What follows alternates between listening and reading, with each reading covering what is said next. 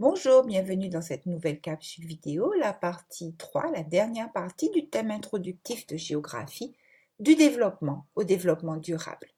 La durabilité des modes de développement vise à réduire les inégalités, à améliorer les conditions de vie et à assurer la satisfaction des besoins d'une population croissante sans compromettre le devenir des générations futures.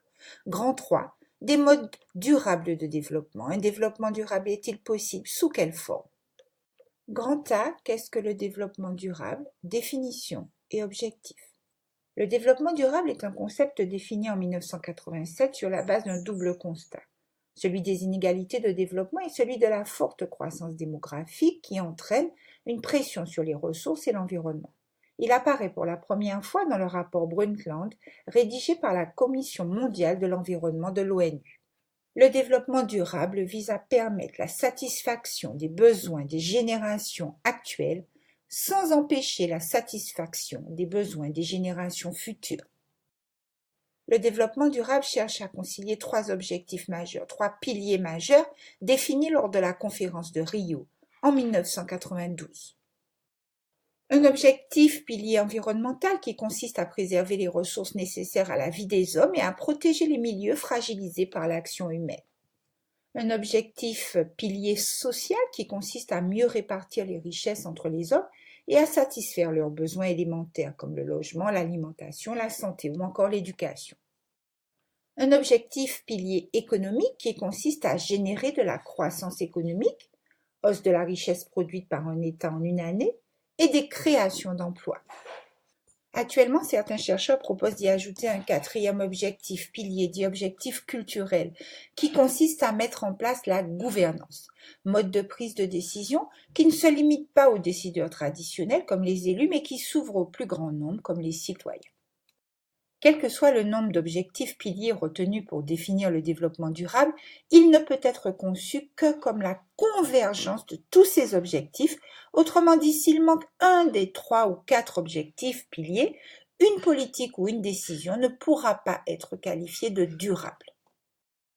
Des sommets de la Terre organisés par l'ONU ont lieu tous les 10 ans et réunissent les dirigeants mondiaux depuis 1972 pour définir les moyens de stimuler le développement durable au niveau mondial. D'autres sommets sont organisés mais ont une dimension plus écologique comme les conférences internationales sur le climat. Celle de Kyoto en 1995 a donné lieu à un protocole signé en 1997 par de nombreux États visant à réduire les émissions de gaz à effet de serre. Mais les accords sont difficiles à trouver entre les différents États et cela conduit à une difficile mise en œuvre de la politique internationale dans le domaine du développement durable. B. Des limites et des conceptions différentes du développement durable. Pour atteindre ces objectifs, ces piliers, les débats sont toujours ouverts et des conceptions très différentes du développement durable s'opposent. Certains sont partisans d'une décroissance et au renoncement au développement au prétexte qu'ils sont dévoreurs en ressources. D'autres appellent à des modes de consommation modérés et à des modes de production plus respectueux de l'environnement. Les partisans d'une durabilité faible pensent que l'on peut surexploiter une ressource naturelle si on est capable par la technologie de trouver des moyens de substitution. Pour les partisans d'une durabilité forte, au contraire, il faut totalement préserver les ressources naturelles en limitant la consommation, voire en déplaçant des populations loin des zones à protéger. C'est la mise en application du développement durable. Les pays du Nord ayant atteint un niveau de développement et ayant des moyens techniques et financiers peuvent mettre en place des politiques de développement durable, mise en place d'instruments de réglementation qui guident l'aménagement du territoire, par exemple la mise en œuvre des agendas 21 à l'échelle des territoires. Mais l'accent est mis sur l'environnement et on oublie souvent le pilier social. Dans les pays émergents, la prise de conscience de la question environnementale est réelle. Par exemple, au Brésil, on fabrique des carburants verts.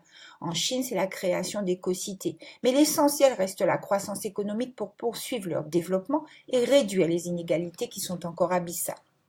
Dans le reste des pays en développement, la question reste avant tout celle du développement et donc de la création de richesses. Les questions environnementales passent souvent après et les inégalités sociales restent très importantes. Il n'empêche que des politiques se mettent en place, souvent en contrepartie d'aide internationale. À bientôt pour une prochaine capsule.